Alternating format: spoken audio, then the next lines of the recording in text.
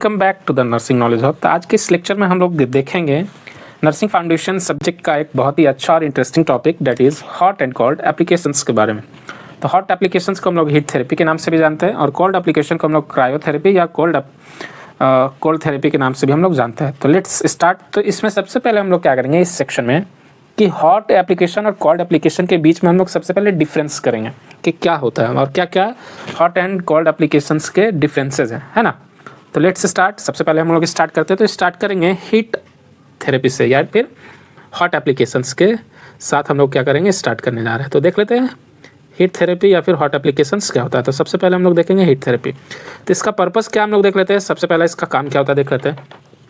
तो uses heat to increase tissue temperature. ये क्या करता है, टिश्यू का जो टेम्परेचर होता है उसको बढ़ाता है, ठीक है। और क्या करेगा, promotes vasodilation, blood flow and relaxation. ये क्या करता है, वेसल्स को डायलेट करता है यानी उसका डायमीटर को बढ़ाएगा, ब्लड फ्लो को बढ़ाता है और रिलैक्सेशन प्रमोट करता है, रिलैक्स करता है ना। मैकेनिज्म क्या होता है हम लोग देख लेते हैं। तो मैकेनिज्म में क्या हो जाएगा, हीट सोर्स हो जाएगा, वेसोडाइलेशन हो जाएगा, उसके बाद increase blood flow and metabolism और मसल का रिलैक्सेशन होता है। इससे हम लोग को क्या मिलता है, पेन रिलीफ मिलता है। तो मैकेनिज्म क्या है एक्शन का, ये हम लोग फिर से देख लेते हैं। तो सबसे पहले क्या आएगा, हीट सोर्स आएगा। तो जब हीट सोर्स आता है तो उससे क्या होता है, वेसोडाइलेशन। तो वेसोडाइलेशन को मैं बता दूं, मान लीजिए हमारा ब्लड वेसल है, तो ब्लड वेसल है तो ये डायलेट कब हो जाएगा, तो डायलेट कब होगा, जब इन दोनों के बीच के जो वॉल का जो डायमीटर है, ये जो डायमीटर है ये क्या हो जाएगा, जब बढ़ जाएगा। तो देख रहे हैं इसमें बढ़ जा रहा है, तो इस केस में जब बढ़ रहा है तो इसी को हम लोग क्या बोलते हैं, वेसोडाइलेशन बोलते हैं। तो जब वेसल डायलेट हो जाएगा हमारा तो उस कारण क्या होगा, हमारा ब्लड फ्लो यानी इसमें जो ब्लड फ्लो हो रहा है उसकी मात्रा क्या है, बढ़ जाएगी। तो ब्लड मात्रा बढ़ जाएगी तो उससे क्या होगा, ब्लड फ्लो बढ़ जाएगा और मेटाबॉलिज्म हाई हो जाएगा। और मेटाबॉलिज्म जब हाई हो जाएगा तो मसल रिलैक्स हो जाता है, और जब मसल रिलैक्स हो जाएगा तो उस केस में पेन को जो है रिलीफ मिलता है ना। इंडिकेशंस क्या होता है हम लोग देख लेते हैं। तो इंडिकेशंस क्या क्या है, तो मसल पेन एंड स्पाज्म, यानी जब मसल पेन होता है या फिर स्पाज्म होता है, स्ट्रेन होता है, स्ट्रेन या फिर ओवर यूज होता है, तब उस केस में हम लोग क्या करते हैं, हीट एप्लीकेशंस का इस्तेमाल करते हैं। जॉइंट स्टिफनेस जैसे कि अर्थराइटिस में हम लोग इस्तेमाल कर सकते हैं, है ना। इसमें क्या होता है, रेंज ऑफ जो जॉइंट्स होता है, मान लीजिए तो ये हमारा जॉइंट्स है, तो जॉइंट्स जो है ये इधर से इधर मूव नहीं हो पाता, ठीक है। इधर से जब इधर मूव नहीं हो पाएगा तो इसी को हम लोग बोलते हैं जॉइंट स्टिफनेस, और मूव करने में बहुत ज़्यादा दर्द होता है। आगे हम लोग देख लेते हैं क्रोनिक पेन कंडीशन, जब ज़्यादा बहुत दिन तक ज़्यादा पेन है, ठीक है, पेन है बहुत दिन से, तो इसको भी हम उस केस में भी हम लोग क्या करेंगे, हॉट एंड कोल्ड एप्लीकेशंस दे सकते हैं। प्रमोटिंग हीलिंग इन सब एक्यूट स्टेज, हीलिंग को भी ये क्या करता है, प्रमोट करता है। और लास्ट हमारा मेंस्ट्रुअल क्रैम्प्स। तो मेंस्ट्रुअल क्रैम्प्स में भी हम लोग क्या करते हैं, हमारा हॉट एप्लीकेशंस देते हैं। वाटर बैग का जनरली हम लोग इस्तेमाल करते हैं किसमें, मेंस्ट्रुअल क्रैम्प्स में। प्रिकॉशंस क्या होता है हम लोग देख लेते हैं। मॉनिटर टेम्परेचर क्लोजली, यानी टेम्परेचर को क्या करेंगे, बहुत क्लोजली मॉनिटर करते हैं। ऐसा नहीं कि बहुत ज़्यादा गर्म पानी रख देंगे तो उस केस में हमारा क्या हो जाएगा, स्किन बर्न हो जाएगा, है ना। अगला हमारा क्या देख लेते हैं, तो लिमिट एप्लीकेशन टाइम, यानी ऐसा नहीं है कि लगा कर छोड़ दिया, है ना। हम लोग को उसका एक टाइम लिमिट पे रखना है, डैट इज़ 15 से 20 मिनट से ज़्यादा हम लोग को हॉट एप्लीकेशन नहीं देना। अगर ये इससे ज़्यादा देर तक का कर देंगे तो क्या हो सकता है, हमारा स्किन बर्न हो सकता है, सीवियर बर्न हो सकता है ना। आगे अब हम लोग देख लेते हैं, avoid direct contact with extreme heat source, check skin frequently for burn. तो डायरेक्ट कॉन्टैक्ट में ले जाकर नहीं रखेंगे ताकि सीवियर बर्न या फिर स्किन बर्न ना हो, ठीक है। अब देख लेते हैं एक टिप, एक्सपर्ट साइड नोट क्या कि moist heat example warm compress जिसमें पानी भरा हो, ठीक है, moist heat is often more effective and deeper penetrating than dry heat. जो मॉइस्ट हीट होता है वो ज़्यादा अच्छे तरीके से काम करता है as compare to dry heat, है ना। Always test temperature on your inner wrist first. तो इनर रिस्ट पे हम लोग क्या करेंगे, सबसे पहले हम लोग अपना टेम्परेचर चेक कर लेते हैं। उसके बाद हम लोग किसी भी हीट को देने से पहले, या ड्राई हो या मॉइस्ट हो, उस हीट को देने से पहले हम लोग अपने रिस्ट के द्वारा हम लोग क्या करते हैं, फर्स्ट टेम्परेचर चेक कर लेते हैं कि ये बियरेबल है कि नहीं। ऐसा नहीं कि बहुत ज़्यादा गर्म हम लोग दे देंगे तो दिक्कत हो जाएगा, ठीक है। अब आ जाते हैं हम लोग क्या, कॉन्ट्रा इंडिकेशंस में। तो कॉन्ट्रा इंडिकेशंस क्या होता है हम लोग देख लेते हैं। तो कॉन्ट्रा इंडिकेशन में सबसे पहला जो हमारा कॉन्ट्रा इंडिकेशन है वो क्या हो जाएगा, एक्यूट इन्फ्लामेशन। एक्यूट इन्फ्लामेशन में नहीं देंगे अगर वो इन्फ्लामेशन मान लीजिए फर्स्ट 24 to 24 आवर्स, मान लीजिए किसी को चोट लग गया, मोच आ गया, तो मोच आ गया तो उस केस में हम लोग क्या करेंगे, एक्यूट इन्फ्लामेशन यानी पहले 24 से 48 घंटे के अंदर, यहीं पे सबसे ज़्यादा लोग गलती करते हैं कि क्या करते हैं, हीट थेरेपी दे देते हैं, है ना। तो वहाँ पे हम लोग को क्या करना है, हीट थेरेपी नहीं देना है, ठीक है। एक्टिव ब्लीडिंग और हेमरेज, अगर एक्टिव ब्लीडिंग है और हेमरेज है तो उस केस में भी हम लोग क्या करेंगे, हॉट एप्लीकेशंस का इस्तेमाल नहीं करते हैं, ठीक है। अगला हमारा मैलिग्नेंसी और ट्यूमर एरिया। तो मैलिग्नेंसी और ट्यूमर एरिया है, ट्यूमर बन रहा है, तो उस केस में भी हम लोग क्या करेंगे, हॉट एप्लीकेशंस नहीं देते हैं। उसके बाद इम्पेयर्ड स्किन सेंसेशन, अगर वहाँ पे स्किन जो है सेंसेशन लॉस है तो वहाँ पे भी हम लोग क्या करेंगे, हम हीट एप्लीकेशन का इस्तेमाल नहीं करते। सीवियर इडीमा के केस में भी नहीं करते हैं, ठीक है। और डीप वेन थ्रोम्बोसिस डीवीटी के केस में भी हम लोग हॉट एप्लीकेशंस का इस्तेमाल नहीं करते हैं, ठीक है। अब हम लोग आ जाते हैं क्रायोथेरेपी या फिर कोल्ड एप्लीकेशंस और कोल्ड थेरेपी के बारे में। तो देख लेते हैं हमारा क्या है कोल्ड एप्लीकेशंस या फिर क्रायोथेरेपी। तो इसका पर्पस क्या होता है हम लोग देख लेते हैं। Uses cold to decrease the tissue temperature, ये क्या करता है, टिश्यू टेम्परेचर को क्या करता है, डिक्रीज करता है, ठीक है। इसलिए हम लोग कोल्ड का क्या करते हैं, इस्तेमाल करते हैं। ये क्या करता है, promote vasoconstriction, reduce inflammation and numbs pain. ये क्या करता है, वैसो कंस्ट्रिक्शन कराएगा। हीट क्या करता है, वैसो डायलेशन कराता है। वो क्या करता था, इन्फ्लामेशन को क्या करता था, कम करता था। ये भी क्या करेगा, कम करेगा। और पेन को क्या करेगा, नम करेगा। नम पेन्स का क्या मतलब है कि जो पेन का जो सेंसेशन है उसको क्या करेगा, रोक देगा, ठीक है। देख लेते हैं इसका मैकेनिज्म कैसे ये काम करता है। तो मैकेनिज्म में देख लेते हैं। तो मैकेनिज्म में क्या हो जाएगा, कोल्ड सोर्स आया, कोल्ड सोर्स क्या करेगा, हमारा वैसो कंस्ट्रिक्शन कराएगा। इससे क्या होगा, decrease blood flow and metabolism. इससे क्या होगा, रेड्यूस स्वेलिंग एंड इन्फ्लामेशन और पेन नंबिंग। इस तरह से हमारा जो है कोल्ड एप्लीकेशन काम करता है। फिर से देख लेते हैं। तो कोल्ड सोर्स आया, कोल्ड सोर्स से क्या करेगा, हमारा वैसो कंस्ट्रिक्शन कराएगा। क्या करेगा, वैसो कंस्ट्रिक्शन कराएगा। वैसो कंस्ट्रिक्शन के कारण क्या होगा, ब्लड वेसल्स में ब्लड कम फ्लो होगा। कम फ्लो होगा तो उसमें मेटाबॉलिज्म भी क्या हो जाएगा, कम हो जाएगा। तो उससे क्या होगा, स्वेलिंग या फिर इन्फ्लामेशन क्या हो जाएगा, कम हो जाएगा। स्वेलिंग और इन्फ्लामेशन जब कम होगा तो पेन भी ऑटोमेटिकली क्या हो जाएगा, कम हो जाएगा, यानी पेन का सेंसेशन नहीं पहुंचेगा, है ना। अब हम लोग देख लेते हैं इंडिकेशंस। तो इंडिकेशंस क्या होता है, सबसे पहला है एक्यूट इंजरी। एक्यूट इंजरी जैसे स्प्रेन और स्ट्रेन या फिर ब्रूजेज, इसमें हम लोग क्या कर सकते हैं, कोल्ड सोर्स या फिर कोल्ड थेरेपी का हम लोग इस्तेमाल कर सकते हैं। सेकंड हमारा इन्फ्लामेशन एंड स्वेलिंग। इन्फ्लामेशन और स्वेलिंग में भी हम लोग क्या करेंगे, कोल्ड थेरेपी का इस्तेमाल कर सकते हैं। Post surgery pain and swelling, अगर सर्जरी के बाद जो हमारा पेन और स्वेलिंग है उस केस में हम लोग क्या कर सकते हैं, कोल्ड थेरेपी का इस्तेमाल कर सकते हैं। माइनर बर्न इसमें कूल नॉट फ्रीजिंग, ठीक है। इसमें क्या करेंगे, माइनर बर्न में थोड़े ठंडे का इस्तेमाल करते हैं, थोड़े ठंडे चीज़ों का इस्तेमाल करते हैं, फ्रीजिंग चीज़ों का इस्तेमाल नहीं करते। उसके बाद फीवर रिडक्शन में टैपिड स्पॉन्ज बाथ हम लोग देते हैं। ये एक नर्सिंग केयर भी होता है फीवर में। प्रिकॉशंस क्या है हम लोग देख लेते हैं। Avoid prolong application to prevent frostbite. Frostbite से बचाने के लिए हम लोग क्या करते हैं, इसका फ्रोस्ट बाइट से बचाने के लिए ज़्यादा देर तक हम लोग प्रोलॉन्ग एप्लीकेशन नहीं करते हैं। ज़्यादा देर तक हम लोग इसका इस्तेमाल नहीं करेंगे। ऐसा नहीं कि 1 घंटे लगाकर छोड़ दिया और घूम रहे हैं, हमेशा हम लोग को चेक करते रहना है ना। उसके बाद है use a barrier towel between ice and skin. हमेशा टॉवल बैरियर का यूज़ करना है ताकि फ्रोस्ट बाइट ना हो सके। लिमिट टाइम 10 से 15 मिनट, उसका लिमिट टाइम कितना था, 15 से 20 मिनट है ना, 15 से 20 मिनट हीट का। और इसका कितना, 10 से 15 मिनट। और चेक स्किन फॉर पैलर और साइनोसिस, और हमेशा पैलर और साइनोसिस के लिए चेक करना। पैलर का मतलब पीलापन और साइनोसिस का मतलब ब्लूइश ऑफ स्किन। अगर हमारा स्किन ब्लू टर्न हो रहा है तो उसको हम लोग क्या बोलते हैं, साइनोसिस बोलते हैं। तो इन सभी चीज़ों के लिए हम लोग को देखना है। कॉन्ट्रा इंडिकेशंस क्या क्या है हमारा, तो फर्स्ट हमारा रेनॉल्ड्स फिनोमेनन। रेनॉल्ड्स फिनोमेनन में हम लोग क्या करते हैं, नहीं देते हैं कोल्ड एप्लीकेशंस को। कोल्ड अर्टिकेरिया, अगर कोल्ड से एलर्जी है तो उस केस में अर्टिकेरिया का मतलब स्किन एलर्जी, ठीक है। स्किन का एलर्जी को हम लोग बोलते हैं क्या, कोल्ड अर्टिकेरिया, ठीक है। तो स्किन का जो एलर्जी होता है यानी स्किन पे दाना दाना हो जाना, ठीक है। दाना दाना अगर हो जाएगा तो इसी को हम लोग बोलते हैं अर्टिकेरिया, ठीक है। कोई नया टर्म नहीं है। तो कोल्ड अर्टिकेरिया अगर स्किन से एलर्जी है तो उस केस में हम लोग क्या करेंगे, कोल्ड एप्लीकेशन नहीं देंगे। इम्पेयर्ड सर्कुलेशन, सर्कुलेशन सही से नहीं हो रहा है, अच्छी तरीके से प्रॉपर नहीं हो रहा है, तो उस केस में भी लोग क्या करेंगे, कोल्ड एप्लीकेशन नहीं देते। ओपन वुंड है तो उस केस में भी डायरेक्ट एप्लीकेशन नहीं देते हैं, बैरियर लगा कर देंगे। और नर्व डैमेज है और रीजनरेटिव नर्व टिश्यू, अगर रीजनरेटिव है या फिर नर्व डैमेज है तो उस केस में भी हम लोग क्या करेंगे, कोल्ड एप्लीकेशन नहीं देते हैं। एक्सपर्ट साइड नोट में हम लोग देख लेते हैं टिप में। रिमेंबर द राइस, हम लोग को हमेशा राइस जो है कोल्ड एप्लीकेशन में हमेशा एक प्रोटोकॉल होता है उसको फॉलो करना है। तो राई रेस्ट करेंगे, उसके बाद आइस कंप्रेशन, उसके बाद एलिवेशन। तो ये राइस का क्या मतलब हो गया, एक क्या हमारा कोड है, प्रोटोकॉल है जिसके द्वारा हम लोग क्या करते हैं, कोल्ड एप्लीकेशन देते हैं। तो इसमें आर से क्या हो जाएगा हमारा, सबसे पहले रेस्ट कराएंगे, क्या करेंगे, रेस्ट कराएंगे पेशेंट को। उसके बाद क्या कराएंगे, आइस का जो है एप्लीकेशन करेंगे, आइस देंगे, है ना। उसके बाद सी से कंप्रेशन कराएंगे और ई से एलिवेशन कराएंगे, ठीक है। तो ये हमारा होता है कोल्ड एप्लीकेशन के बारे में। उसके बाद apply cold intermittently not continuously. Intermittently मतलब रुक रुक के, मतलब 5 मिनट दिए, 10 मिनट दिए, उसके बाद फिर रुक गए, फिर स्टार्ट किया कोल्ड थेरेपी। ऐसा नहीं कि लगातार 1 घंटे के लिए दे रहे हैं और छोड़ दिए अपने घूम रहे हैं। इस तरह से हम लोग को नहीं करना है। ये हमारा कोल्ड एंड एप्लीकेशन। अब हम लोग देख लेते हैं हमारा नेक्स्ट कंपैरिजन देख लेंगे कि ये कंपैरिजन क्या होता है। ठीक है, हॉट एप्लीकेशन क्या कराता है, कोल्ड एप्लीकेशन क्या कराता है, देख लेते हैं।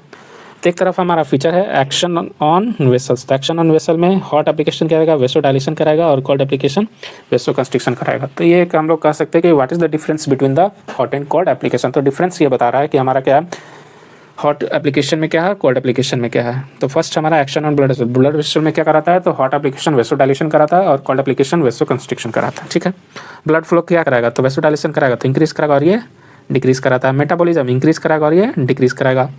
यूज केस तो ये क्रॉनिक और मसल रिलैक्स करता है, और ये एक्यूट और इन्फ्लेमेशन यानी तुरंत अगर हुआ है तो उस केस में हम लोग कोल्ड एप्लीकेशन देते हैं, और ज़्यादा देर हो चुका है 24 घंटे 48 घंटे हो चुका है तो उस केस में हम लोग हॉट एप्लीकेशन देते हैं। ठीक है,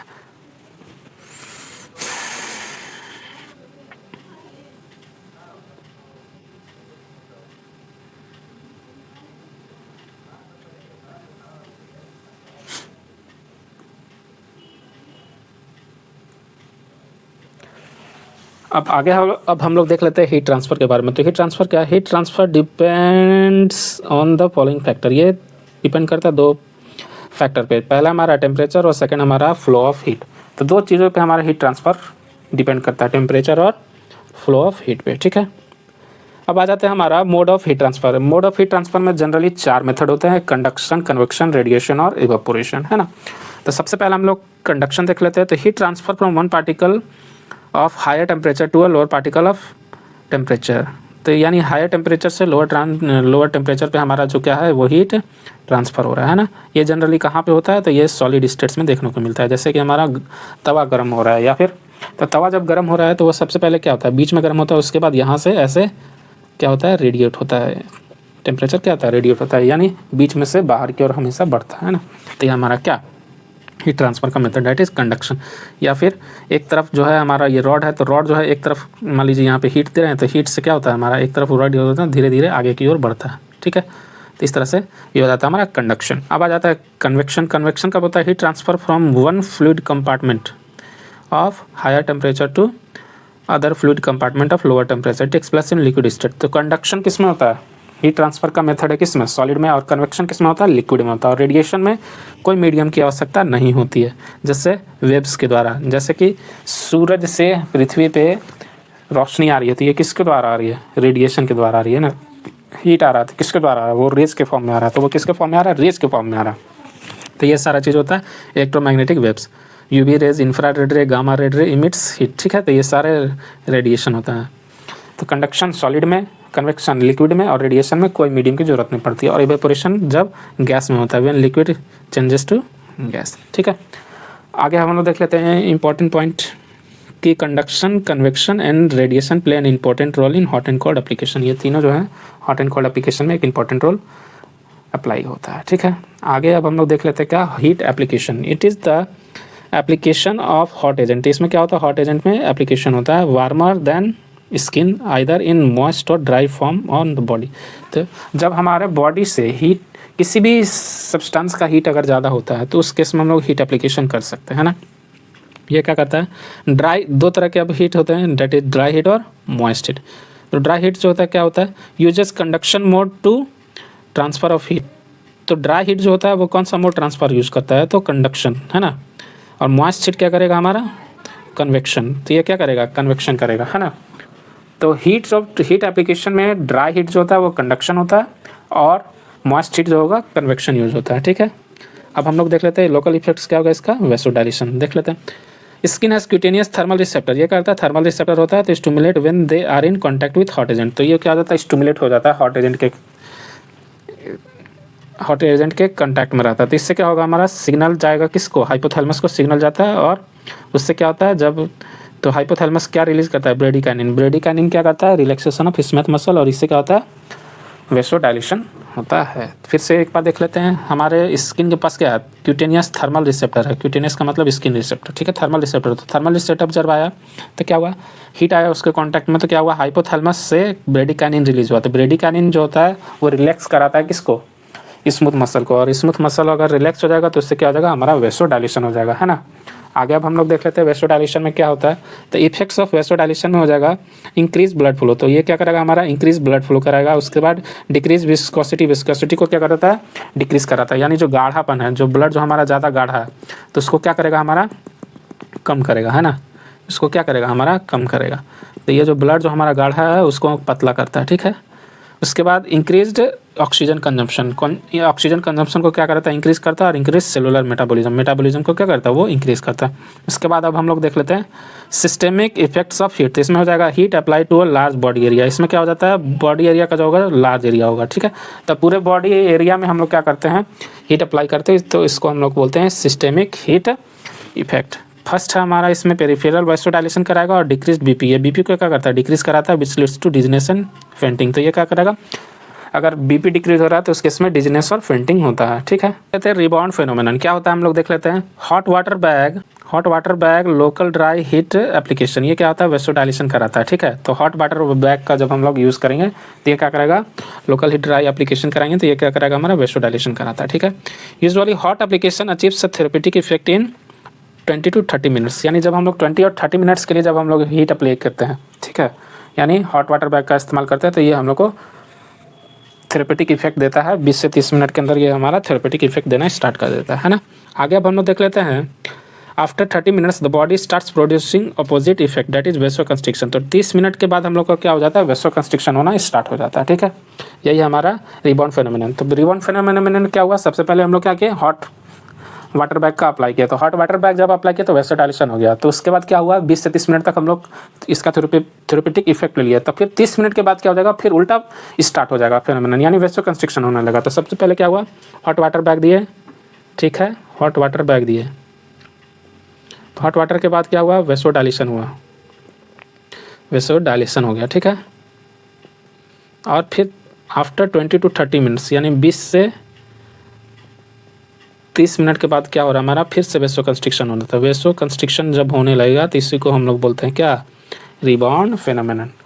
तो फिर से आप लोग समझ लेंगे इसको कि क्या होता है हमारा रिबाउंड फेनोमेनन में। सबसे पहले क्या हुआ, वेसोडाइलेशन हुआ। तो वेसोडाइलेशन के बाद 20 से 30 मिनट के बाद क्या हो जाएगा हमारा, फिर से वेसोकंस्ट्रिक्शन स्टार्ट हो जाएगा। तो इसी को हम लोग बोलते हैं रिबाउंड फेनोमेनन। उसके बाद देख लेते हैं लेविस हंटिंग रिएक्शन। ये क्या होता है, थॉमस लेविस के द्वारा 1930 में खोजा गया था।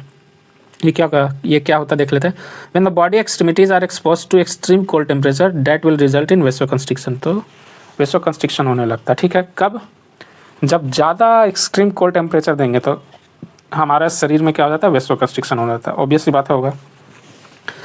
आगे अब हम लोग देख लेते हैं। तो after 30 minutes of cold application vasodilation will be started due to rebound phenomenon again after some time vasoconstriction will start. तो ये कहना क्या चाह रहे हैं कि 30 मिनट तक अगर हम लोग कोल्ड थेरेपी दे रहे हैं, है ना, तो क्या होगा, वेसोकंस्ट्रिक्शन हो लगे। लेकिन 30 मिनट के बाद क्या हो जाएगा, फिर से रिबाउंड फेनोमेनन के द्वारा क्या हो जाएगा, वेसोडाइलेशन स्टार्ट हो जाएगा। तो इसमें क्या हो रहा है, सबसे पहले वेसोकंस्ट्रिक्ट हो रहा है, कंस्ट्रिक्ट के बाद क्या हो रहा है, 30 मिनट के बाद फिर से डायलेट हो जाता है। इसमें क्या हो रहा है, डायलेट हो जा रहा है फिर से। तो फिर से रिबाउंड फेनोमेनन के द्वारा हो जा रहा है क्या, हमारा डायलेट हो जा रहा है। तो इसी को हम लोग, और फिर उसके बाद हो जाएगा वेसोकंस्ट्रिक्शन। तो ये एक साइक्लिकल प्रोसेस स्टार्ट हो जाता है। तो इसी को हम लोग बोलते हैं लेविस हंटिंग रिएक्शन, ठीक है। एक इंपॉर्टेंट पॉइंट देख लेते हैं। तो द हंटिंग रिएक्शन और hunting response is a process of alternating vasoconstriction और vasodilation in extremities expose to cold. तो अगर हम लोग ज़्यादा देर तक रखते हैं तो सबसे पहले वेसोकंस्ट्रिक्शन हुआ, उसके बाद 30 मिनट बाद फिर से वेसोडाइलेशन हो गया, फिर से वेसोकंस्ट्रिक्शन हो गया। तो ये जो साइक्लिकल प्रोसेस है वो चलते रहता है। ये कहाँ पे होता है, तो एक्सट्रीमिटीज़ में होता है, यानी हाथ पैर में होता है, ठीक है, जब ज़्यादा देर तक हम लोग कोल्ड पे रखेंगे। तो आगे अब हम लोग देख लेते हैं थेरेपेटिक इंडिकेशंस ऑफ हीट। तो थेरेपेटिक इंडिकेशंस क्या होता है हम लोग देख लेते हैं। Patients with poor wound healing, अगर किसी पेशेंट में पुअर वुंड हीलिंग हो रहा है तो उसके हम लोग थेरेपेटिक हीट दे सकते हैं, ठीक है। As heat causes vasodilation, vasodilation कराएगा तो ये क्या हो जाएगा, ब्लड फ्लो बढ़ाएगा, ब्लड फ्लो बढ़ाएगा तो ऑक्सीजन सप्लाई बढ़ देगा और इससे क्या होगा, हीट वुंड हीलिंग प्रमोट हो जाएगा। उसके बाद नेक्स्ट हमारा increased capillary permeability will release fluid and exudates promotes wound healing.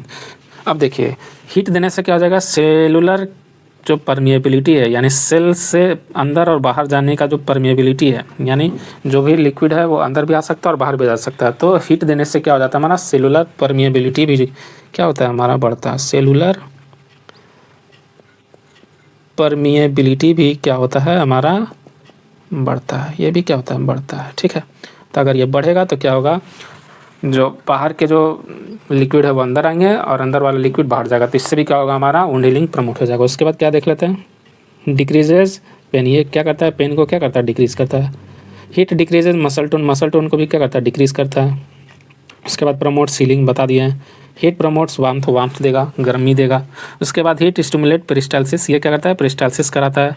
Radius contracture को भी कम करता है और रिलीव्स जॉइंट स्टिफनेस, ये जॉइंट स्टिफनेस को भी कम करता है ना। आगे अब हम लोग देख लेते हैं कॉन्ट्राइंडिकेशंस ऑफ हीट एप्लीकेशन। तो फर्स्ट 24 आवर्स ऑफ ट्रॉमा, यानी पहले 24 घंटे ट्रॉमा के हम लोग क्या करेंगे, हीट एप्लीकेशंस नहीं देते हैं। उसके बाद इम्पेयर्ड सेंसरी परसेप्शन, अगर सेंसरी परसेप्शन डैमेज है, वहाँ पे सेंसरी परसेप्शन काम नहीं कर रहा है, तो वहाँ पे भी हम लोग क्या करेंगे, हीट एप्लीकेशन नहीं देंगे। इम्पेयर्ड मेंटल स्टेटस अगर उसका ख़राब है तो उस केस में भी हम लोग क्या करेंगे, हीट एप्लीकेशन नहीं देंगे, क्योंकि वो कहीं और भी लगा लेगा, मान लीजिए मुंह में लगा लेगा या फिर जीभ पे लगा लेगा, तो उस केस में क्या हो सकता है, सीवियर बर्न हो सकता है।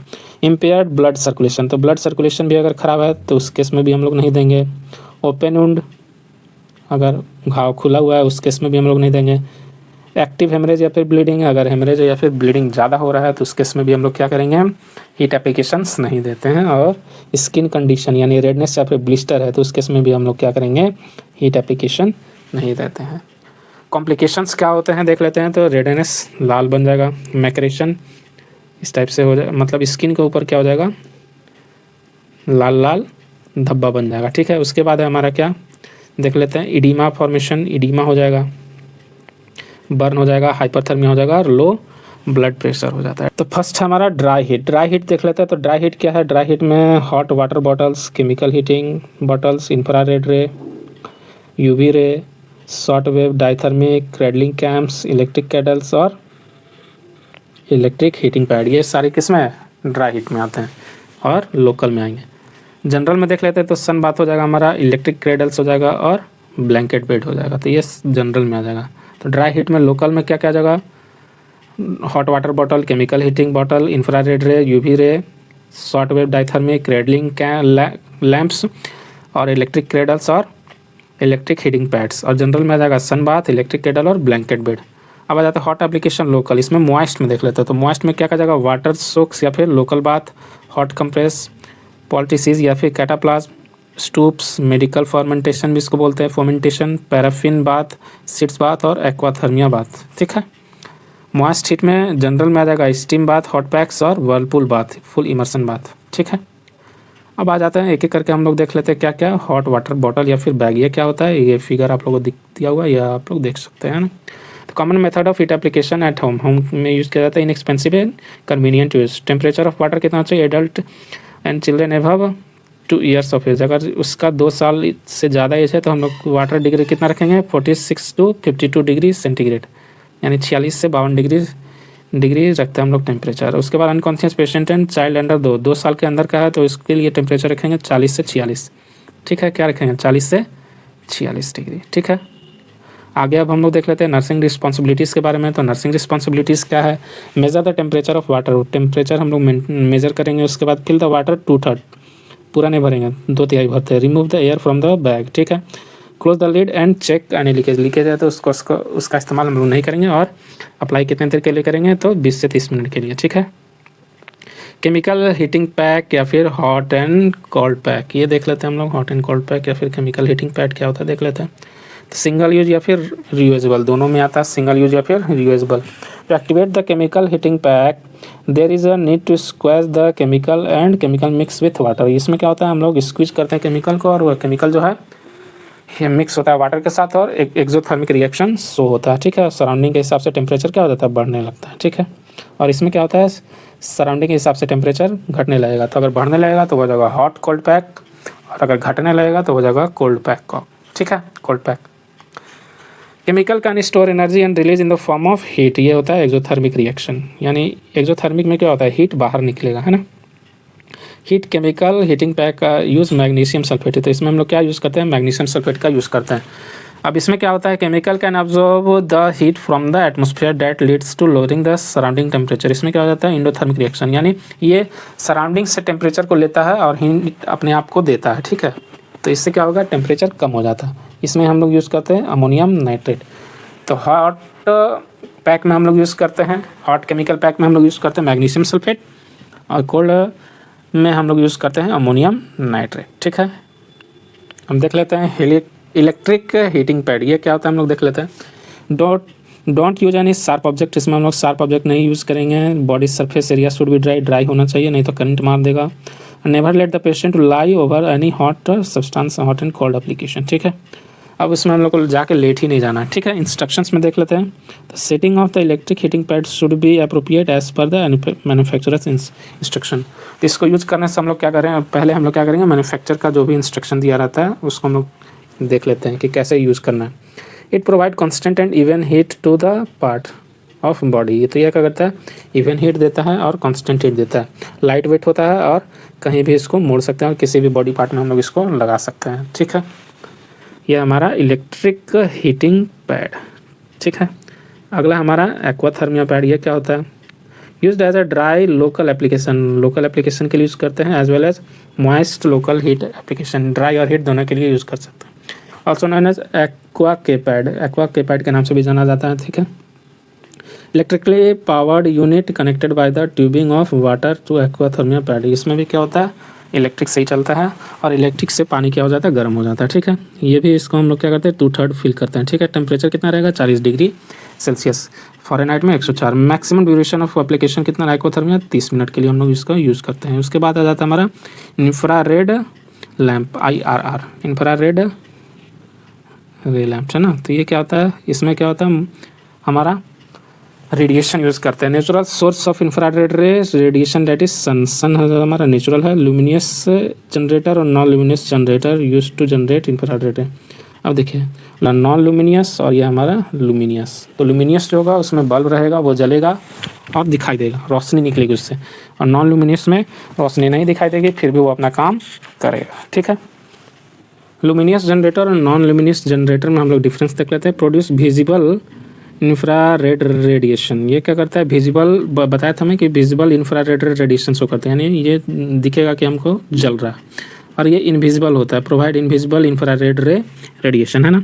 पावर लेवल कितना होता है, 250 से 1500 वाट तक हो सकता है, ये 750 से 1000 वाट तक होता है, ठीक है। और इंफ्रारेड रे का वेवलेंथ कितना होता है, 780 से 1500 nanometer with peak intensity at 1000 nanometre.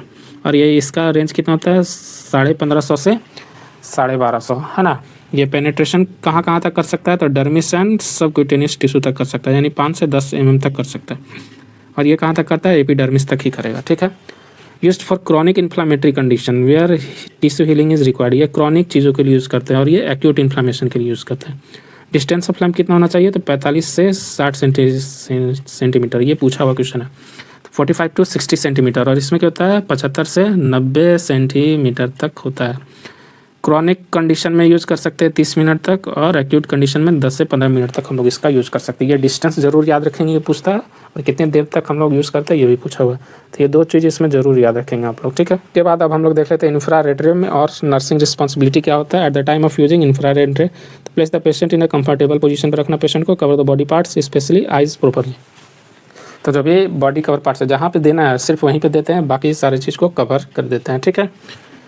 अब कॉन्ट्राइंडिकेशन क्या आता है, डिफेक्टिव आर्टेरियल ब्लड सप्लाई। अगर आर्टेरियल ब्लड सप्लाई डिफेक्टिव है या फिर अच्छे तरीके से काम नहीं करता है तो उस केस में हम लोग क्या करेंगे, इंफ्रारेड रे नहीं देंगे। डिफेक्टिव क्यूटेनियस सेंसेशन है तो भी नहीं देंगे, हेमरेज है तो भी नहीं देंगे, और इन्फेक्शन है तो भी नहीं देंगे, ठीक है। अब अगला आ जाता है हमारा अल्ट्रा वायलेट रेडिएशन। इसमें क्या होता है, mode of transmission of heat radiation, radiation के द्वारा हम लोग ट्रांसफर होता है हीट, ठीक है।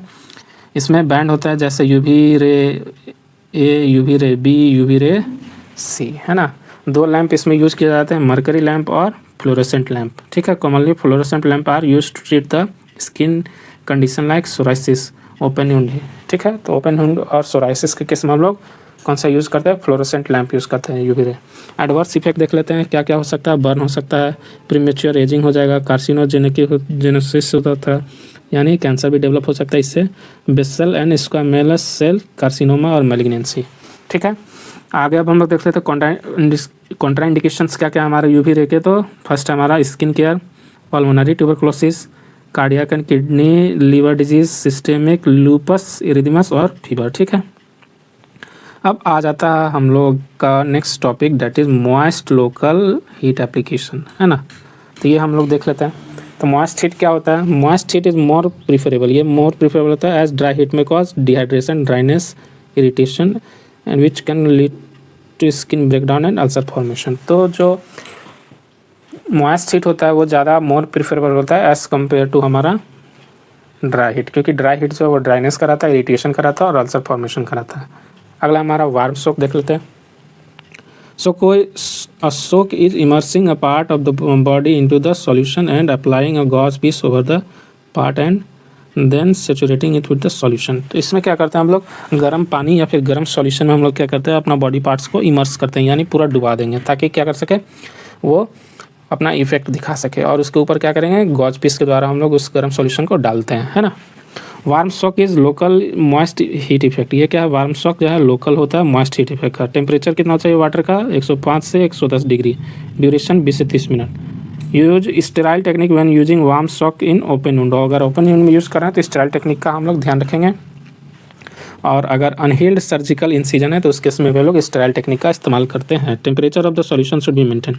टेम्परेचर जो हम लोग को मेंटेन करके रखना है, ना ज़्यादा गर्म। डेट इस टेम्परेचर कितना चाहिए, 105 से 110 डिग्री फ़ारेनहाइट।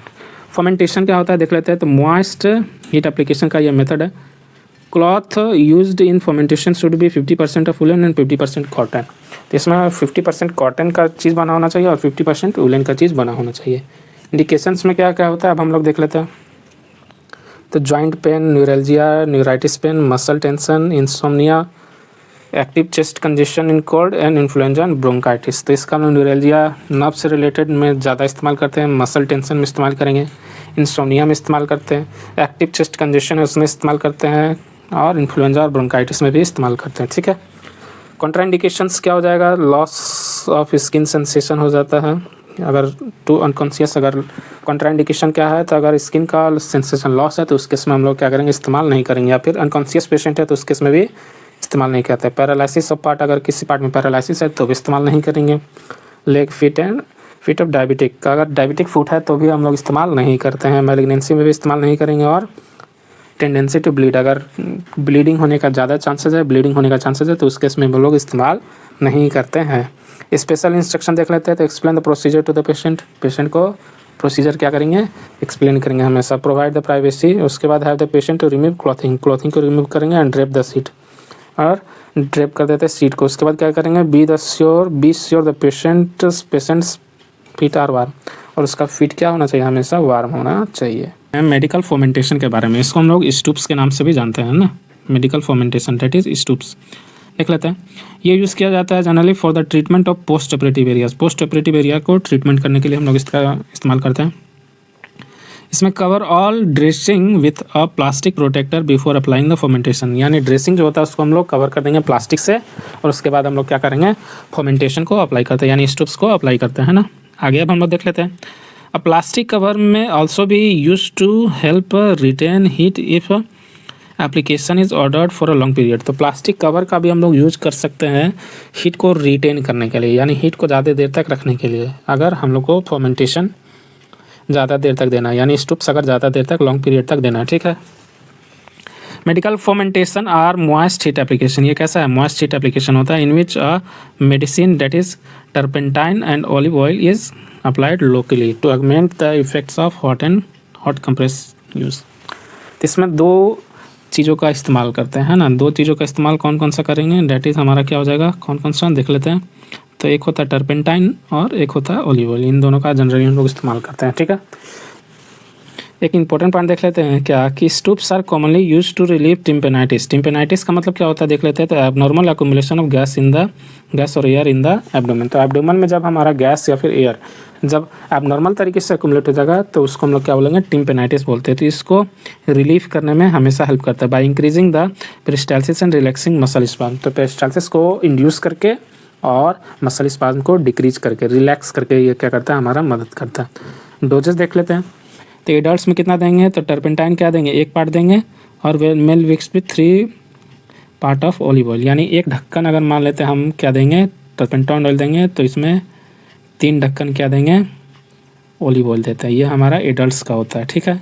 अब देख लेते हैं हमारा चिल्ड्रंस का क्या होता है। तो चिल्ड्रंस में हम लोग का क्या होता है, डोज 1 ढक्कन अगर हम 1 पार्ट अगर टर्पेंटाइन दे रहे हैं तो 6 ढक्कन हम लोग ऑलिव ऑयल देते हैं। तो यानी 1 ढक्कन अगर हम टर्पेंटाइन ऑयल दे रहे हैं तो 6 ढक्कन हम लोग ऑलिव ऑयल देंगे। तो इस तरह से हम लोग क्या करते हैं, मिक्सचर तैयार करते हैं, किसके लिए, फर्मेंटेशन के लिए, है ना। आगे अब हम लोग देख लेते हैं प्रोसीजर। तो प्रोसीजर कैसे देते हैं, तो prepare the mixture turpentine oil as per age category, ठीक है। उसके बाद हीट करेंगे मिक्सचर को, apply on the body part, cover it with hot compress for 20 to 30 minutes, ठीक है। उसके बाद कवर कर देते हैं 20 से 30, then flatus tube is inserted after stupes to release flatus. और फ्लैटस ट्यूब को हम लोग क्या करते हैं, इस्तेमाल करते हैं। तो फ्लैटस ट्यूब क्या है, ये आप लोग देख सकते हैं हमारे नर्सिंग फाउंडेशन का प्लेलिस्ट में, वीडियो का टाइटल होगा, डैट इज़ हमारा इनिमा में मैं फ्लैटस ट्यूब के बारे में डिस्कस किया हूँ, ये आप लोग जाके ज़रूर देखिएगा, ठीक है।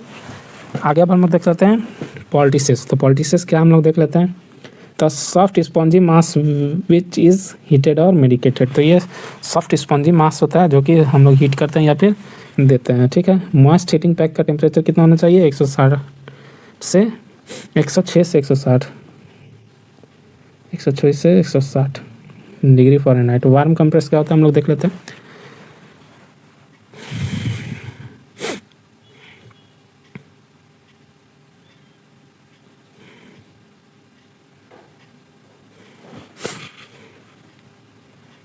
वार्म कंप्रेस क्या होता है हम लोग देख लेते हैं। क्लॉथ या gauze saturated with solution warm water, है ना, applied over the part of the body.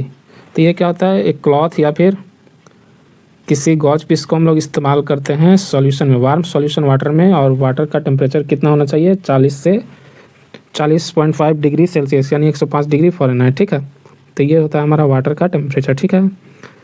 तो जैसे पैर मुड़क जाता तो बचपन में कैसे हम लोग का मम्मी जो हम लोग की जो मम्मी है वो पैर सीखती थे, वो हमारा हो जाएगा वार्म कंप्रेस, है ना। तो कपड़ा पानी गर्म पानी में डालकर उसके बाद उस वो जो था मोच के ऊपर लगाती थी या फिर नमक डालकर उसको यूज़ करती थी। तो देख लेते हैं difference between fermentation and warm compress क्या होता है, देख लेते हैं। Fermentation maintain the solution temperature and keep it warm. इसमें क्या आता है, मेंटेन करना रहता है टेम्परेचर सॉल्यूशन को और वार्म रखना पड़ता है। वार्म कंप्रेस का apply the warm compress and leave it for cooling. इसमें क्या करता है, इसमें टेम्परेचर को मेंटेन करना पड़ता है फर्मेंटेशन में, लेकिन वार्म कंप्रेस में छोड़ देते हैं कूलिंग होने के लिए, ठीक है।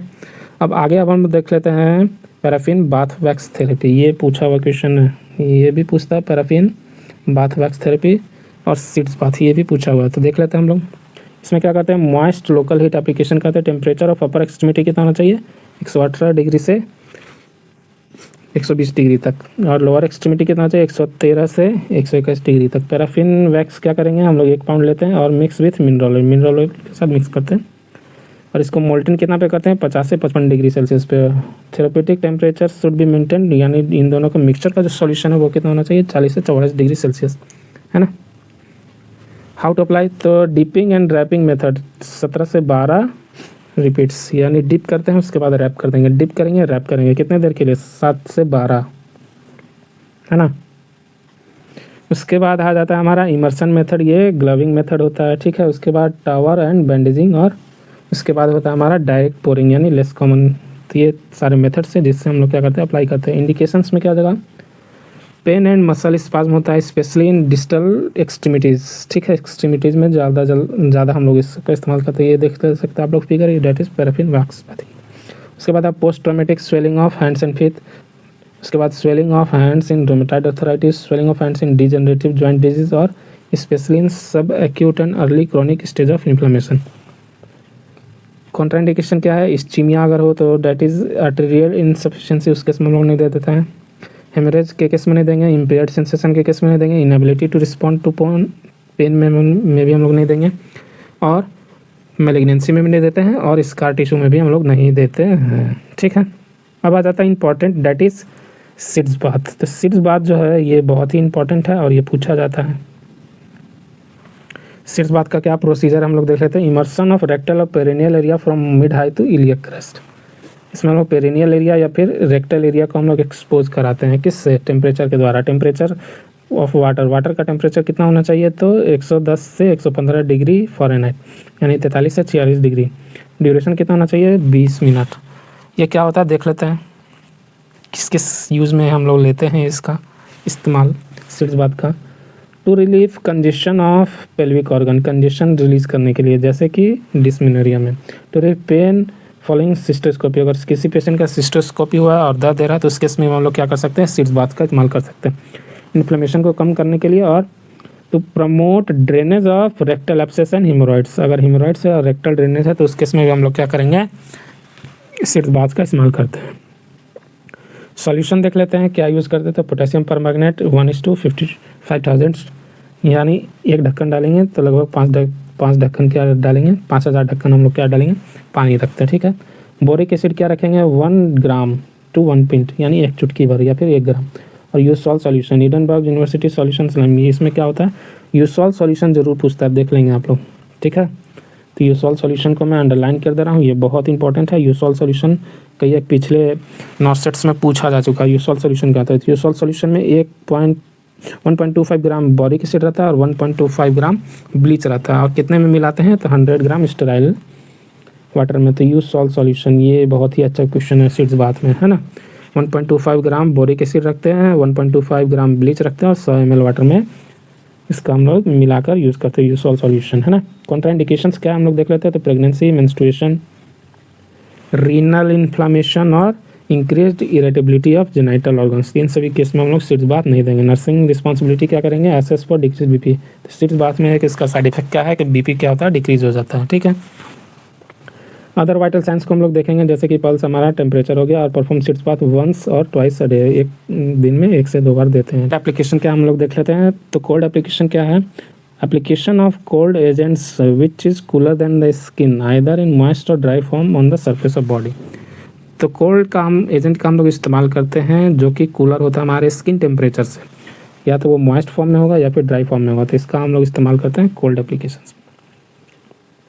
लोकल इफेक्ट और वैसो सिस्टेमिक इफेक्ट देख लेते हैं, तो लोकल इफेक्ट में क्या करेगा, वैसो कंस्ट्रिक्शन कराएगा, जिससे क्या होगा, ब्लड फ्लो डिक्रीज होगा। इसके कारण क्या होता है, डिक्रीज ऑक्सीजन कंजम्पशन होगा, तो मेटाबॉलिज्म भी कम होगा और साइनोसिस कराएगा, ठीक है। और सिस्टेमिक इफेक्ट्स में क्या करेगा, पेरिफेरल वैसो कंस्ट्रिक्शन कराएगा, तो इससे क्या होगा, बीपी बढ़ जाएगा, हाइपोथर्मिया हो जाएगा और सिगरिंग होता है, ठीक है। तो ये था हमारा लोकल इफेक्ट्स और सिस्टेमिक इफेक्ट। थेरेपेटिक यूजेस में देख लेते हैं, कोल्ड रिलीफ पेन, ये क्या करता है, पेन को रिलीफ करता है, प्रिवेंट गैंग्रीन को भी बचाता है, prevent oedema and reduces inflammation, ये क्या करता है, इडीमा को प्रिवेंट करता है और इन्फ्लामेशन को भी क्या करता है, कम करता है। कंट्रोल हेमरेज को भी क्या करता है, कंट्रोल करता है ना। Checks growth of bacteria, bacteria के ग्रोथ को भी कम करता है। रिड्यूसेस बॉडी टेम्परेचर को भी कम करता है, फीवर में इस्तेमाल करते हैं। कोल्ड एनेस्थेसाइज एन एरिया, ये क्या करता है, कोल्ड जो है एनेस्थेसिया यानी लोकल एरिया में एनेस्थेसिया इफेक्ट को प्रोड्यूस करता है। एनेस्थेसिया इफेक्ट को क्या करेगा, ये प्रोड्यूस करेगा, है ना। अब आ जाता है हमारा कॉन्ट्राइंडिकेशन ऑफ कोल्ड एप्लीकेशन। तो क्या क्या कॉन्ट्राइंडिकेशन है, cold should not be applied on clients who are in the stage of shock और कोलैप्स के स्टेज में है, तो कोल्ड हम लोग नहीं देंगे। Cold should not be applied when there is oedema है तो भी नहीं देंगे। Cold should not be applied on client with circulatory disorder है तो भी नहीं देंगे। Cold should not be applied on the patient with decrease sensation है तो भी नहीं देंगे, हीट में भी नहीं देते हैं, डिक्रीज सेंसेशन में। Heat with shivering and very low temperature, shivering है या फिर लो टेम्परेचर है तो भी नहीं देंगे। और cold should not be applied when there is an infected wound, अगर इन्फेक्टेड वुंड है तो भी हम लोग क्या करते हैं, नहीं देते हैं, ठीक है। कॉम्प्लिकेशंस, पैलोर, नमनेस का सूनापन, loss of sensation, cyanosis, hypothermia, maceration, thrombus formation और फ्रोस्टबाइट, इन सभी केस में ये सब हमारे क्या है, कॉम्प्लिकेशंस हैं हमारे। Cold applications are used in sports injury, ये हम लोग स्पोर्ट्स इंजरी में हम लोग ज़्यादा इस्तेमाल करते हैं, जैसे कि स्प्रेन और स्ट्रेन, है ना। स्ट्रेन क्या होता है, टेंडन इंजरी होता है, ठीक है। टी अगर जिसमें प्रेजेंट है तो वो हो जाएगा टेंडन इंजरी, स्ट्रेन।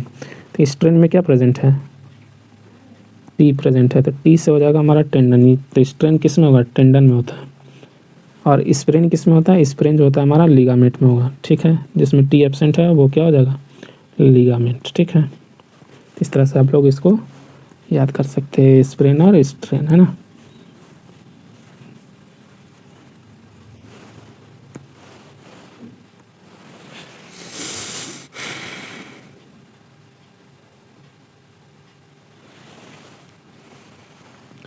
और इसमें यूजेस किया जाता है rice, that is rest, ice, compress और elevate. Classification of cold application, इसमें दो तरह का क्लासिफिकेशन होता है, एक होता है हमारा क्या लोकल और दूसरा होता है हमारा जनरल। ठीक है, तो इसमें क्या होता है हम लोग देख लेते हैं, लोकल और जनरल में दोनों में डिफरेंस क्या है हम लोग देख लेते हैं।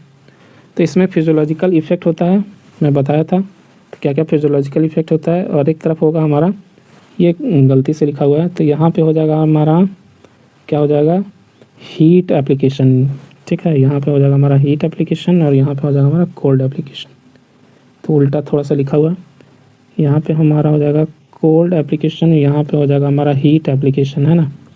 तो हीट एप्लीकेशन, कोल्ड एप्लीकेशन, और ये हमारा इधर ये सारा है हमारा फिजियोलॉजिकल इफेक्ट्स। तो फिजियोलॉजिकल इफेक्ट्स में देख लेते हैं। सबसे पहला हीट में क्या होगा, ब्लड फ्लो क्या होगा, बढ़ेगा, और इसमें क्या होगा, ब्लड फ्लो क्या होगा, कोल्ड में डिक्रीज होता है। हीट में क्या होता है हमारा वेसोडाइलेशन होता है, और कोल्ड में वेसो कंस्ट्रिक्शन होता है। वैसे ही हीट में क्या होगा, इन्फ्लेमेशन इंक्रीज होगा, इसमें क्या होगा, इन्फ्लेमेशन डिक्रीज होता है। उसके बाद हीट में क्या होगा, इंक्रीज सेलुलर मेटाबॉलिज्म, और इसमें क्या होगा, डिक्रीज सेलुलर मेटाबॉलिज्म। इसमें क्या होता है, कैपिलरी जो परमिएबिलिटी है वो क्या होता है, इंक्रीज होता है, और इसमें क्या होगा, कैपिलरी परमिएबिलिटी डिक्रीज होता है। इसमें ऑक्सीजन कंजम्पशन बढ़ेगा, इसमें क्या होगा, घटेगा। इसमें लिम्फ फ्लो क्या होगा, बढ़ेगा, और इसमें लिम्फ फ्लो घटेगा।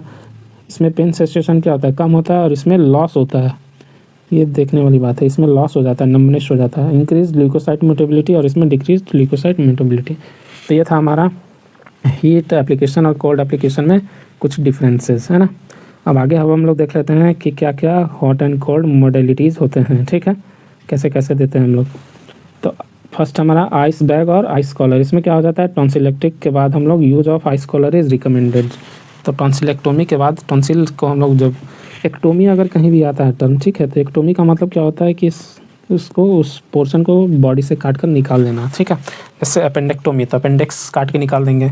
टॉन्सिलेक्टोमी तो इसमें क्या होगा, टॉन्सिल हम अपना बॉडी से काट कर निकाल रहे हैं, यानी ऑपरेशन के द्वारा हम लोग क्या कर रहे हैं, निकाल रहे हैं। ठीक है, तो इसमें क्या करते हैं, after tonsillectomy collar is recommended. In ice bag crust ice is used. In ice collar crust ice with alcohol based on solution is used. तो कॉलर और आइस बैग में क्या डिफरेंस है, आइस बैग में हम लोग क्या करते हैं, क्रस्ट आइस इस्तेमाल करते हैं। ठीक है, और कॉलर में क्या करते हैं, आइस के साथ, क्रस्ट आइस के साथ हम लोग अल्कोहल बेस्ड सॉल्यूशन का भी इस्तेमाल करते हैं। यही दोनों में डिफरेंस है। आइस पैक देख लेते हैं, सिंगल यूज़ के लिए होता है।